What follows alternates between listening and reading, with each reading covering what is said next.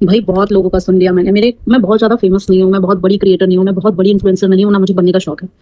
मेरा एक पेज है जहाँ मैं अपनी बातें शेयर करती हूँ, अपने जो भी हैप्पी मोमेंट्स होते हैं उनको शेयर करती हूँ, अपनी चीज़ें, अपनी पर्सनल लाइफ, मतलब पर्सनल लाइफ से मेरा मतलब है कि जो मेरे पास एक जरिया है जहाँ मैं खुश रह सकती हूँ। ठीक है, तो ये वो पेज है मेरा। मुझे यहाँ पे किसी से कोई फॉलोअर्स की उम्मीद नहीं है, कोई बहुत लाइक्स की उम्मीद नहीं है, मैं ये एक्सपेक्ट भी नहीं करती हूँ, ना मुझे कोई बहुत बड़ा इन्फ्लुएंसर बनने का शौक है।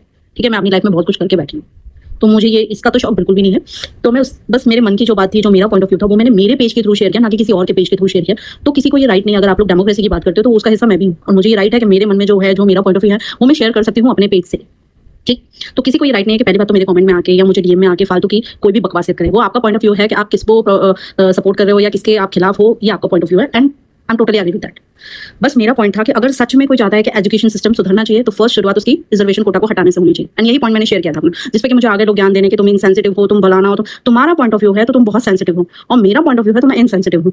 मैंने बहुत गलत बात कर दी भाई। अगर सही से चलना है ना, और सही में सिस्टम को सुधारना है ना, तो सारी चीजों को एग्री करूँ। ऐसा नहीं कि मेरा मन ये इस पे मैं एग्री करूंगी, ये मेरे लाभ में है, ये मेरे हानि को हो रहा है तो इसको मैं एग्री नहीं करूंगी। तो ये तो फिर भैया आप अपने कन्वीनियंस के हिसाब से चीजें कर रहे हो ना, फिर आप सिस्टम को सुधार कर रहे हो। और रहा बात पेपर लीक का, तो वो हम और आप जैसे ही लोगों ने लीक किया, सरकार ने लीक नहीं किया। अपने बच्चों की खुशी के लिए कुछ पेरेंट्स ने पैसे देकर, इतने पैसे बच्चों के पास नहीं होते, 30 लाख रुपए कुछ होता है अमाउंट, या जो भी अमाउंट था, वो बच्चे अकेले नहीं दे सकते, पेरेंट्स उसमें इन्वॉल्व थे, तभी ये चीज हुई। तो आप दूसरों पे या सरकार पे या धर्मेंद्र प्रधान के किसी पे ब्लेम करने से पहले हम और आप में भी तो झांक कर देख लें। हम ही हैं उन नीट के स्टूडेंट्स के सुसाइड के रिस्पॉन्सिबल।